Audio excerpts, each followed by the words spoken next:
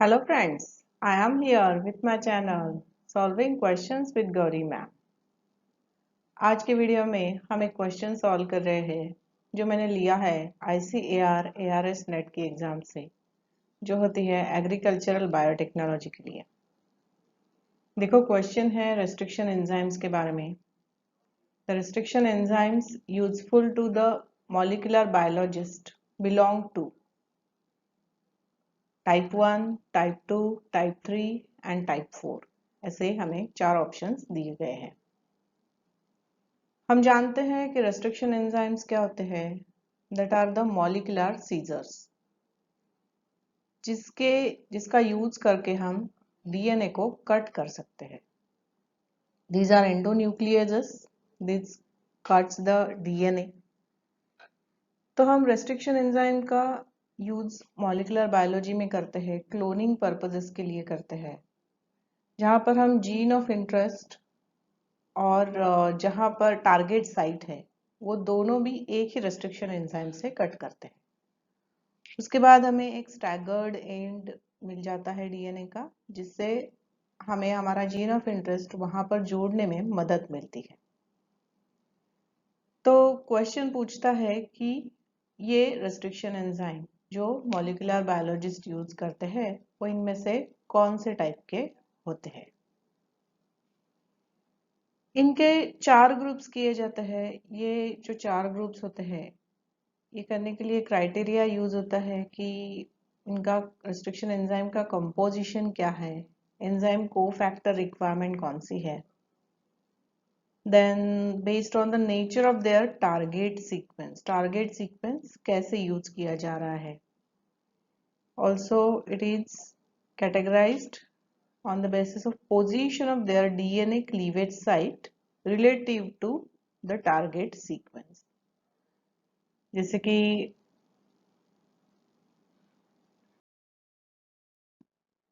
हम यहाँ अगर टाइप 1 रेस्ट्रिक्शन एंजाइम की बात करें तो देखो यहाँ पर क्लीवेज साइट जो है इसकी, ये रैंडम है, up to 1000 base pair away from the restriction site.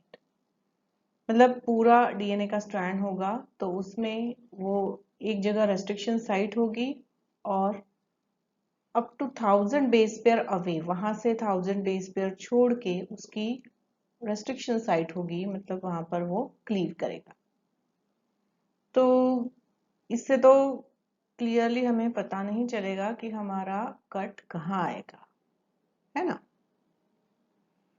और देखो इसके कैरेक्टर्स क्या है कि this is a bifunctional enzyme with both endonuclease and methylase activity. Endonuclease का मतलब होता है कि कट करो, और मिथिलेज एक्टिविटी जो है, जो मिथाइलेशन कराता है एंजाइम। ये मिथाइलेशन मतलब addition of methyl group to adenine और cytosine bases within the recognition sequence. इस वजह से वो साइटोसिन और एडेनिन मॉडिफाई हो जाते हैं और आगे that get protected from endonuclease. Organism में ये मिथिलेशन एक्टिविटी होती है to get protection from the endonucleases which are foreign to that organism। दूसरे अगर बैक्टीरिया अपने डीएनए को मिथिलेट करके रखता है, जिससे उसका डीएनए एंडोन्यूक्लियस की एक्टिविटी से प्रोटेक्ट रहता है। तो इस तरह से ये टाइप 1 रेस्ट्रिक्शन एंजाइम जो है, these are the bifunctional enzyme having endonuclease plus methylase activity। 3 सब यूनिट में पाया जाता है usually. This requires ATP, Mg2 plus and S-adenosyl methionine for its activity। Example देखो इसका है इको बी। अगर यहाँ पर ये जो कैरेक्टरिस्टिक है क्लीवेज साइट की, तो ये तो प्रॉब्लमेटिक है क्योंकि ये रैंडम है और 1000 बेस पेयर अवे वो कट कर देगा, तो हमें तो पता नहीं चलेगा कि ये कहाँ कट करेगा। तो ये मॉलिक्यूलर बायोलॉजी में यूज करने के इतना यूजफुल नहीं है। So let's move to next option. This is about type 2 restriction enzyme. ये एंजाइम देखो यूनिफंक्शनल एंजाइम है, separate endonuclease and methylase activity है इसके पास। ये 2 आइडेंटिकल सब यूनिट्स में पाया जाता है। This requires Mg2+ and the cleavage site is at or near the restriction site। ये देखो ये सबसे बड़ी प्रॉपर्टी है, इसकी क्लीवेज साइट जो होगी ना वो एट द रेस्ट्रिक्शन साइट होगी और नियर द रेस्ट्रिक्शन साइट होगी। एग्जाम्पल इको R1 है इसका, तो यहाँ देखो this is a sequence which is recognized by this enzyme EcoR1 GAA-TTC। These are the palindromic sequences। ये आप इधर से भी पढ़ो तो GAA-TTC होगा और इस डायरेक्शन में भी पढ़ोगे तो that would also be GAA-TTC। So this is a palindromic sequence recognized by EcoR1 और इसका क्लीवेज होगा, यहाँ जो मैंने स्टैंडिंग लाइन दिखाई है यहाँ पर ये क्लीव करता है G के बाद। तो इस तरह से ये स्टैगर्ड एंड क्रिएट कर देगा और स्टैगर्ड एंड क्रिएट करेगा तो हमें जोड़ने के लिए आसानी हो जाएगी। तो ये सबसे बड़ा एडवांटेज है टाइप 2 रेस्ट्रिक्शन एंजाइम का कि इट क्लीव्स एट और near the restriction site.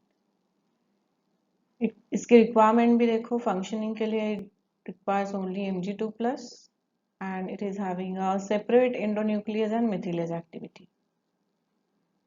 Bacteria को खुद के लिए ठीक है मिथिलेज एक्टिविटी उसके साथ हो तो अच्छी बात है, अगर हम जब एक्सपेरिमेंट करते हैं तब हमें मिथिलेज एक्टिविटी का इतना कुछ we doesn't need methylase activity as such, तो हमें ये भी काफ़ी है एंडोन्यूक्लियस एक्टिविटी हो तो इस वजह से टाइप 2 रेस्ट्रिक्शन एंजाइम्स जो है ना वो मॉलिक्यूलर बायोलॉजी में क्लोनिंग पर्पसेस के लिए कॉमनली यूज होते हैं।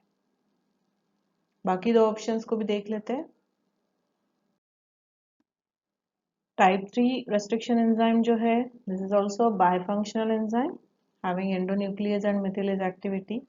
ये भी 2 सब यूनिट में पाया जाता है। This requires ATP and Mg2+। Cleavage site की बात करें तो ये देखो यहाँ पर भी 24 to 26 base pair 3' to restriction site, मुझे मतलब ये यहाँ रिकॉग्नाइज करेगा और 24 to 26 बेस पेयर्स 3' जाके उसे कट करेगा। सो ये भी इतना काम का नहीं पड़ता, इस वजह से इसका एग्जाम्पल है eco P1। Moving to last option, type 4 restriction enzyme। This cleave only methylated DNA and shows weak sequence specificity। तो अगर weak sequence specificity है तो ये भी बहुत मतलब हमें specific चाहिए रहेगा, so ये भी कोई काम की चीज नहीं होगी। एग्जाम्पल है इसका इको K। तो इस वजह से हमारा आंसर बनता है option B, type 2 restriction enzymes are useful to molecular biologists। I hope you understood the explanation of each and every option given in my video। I request you to please like, share and subscribe for my channel and also to hit the bell icon। Thanks for watching।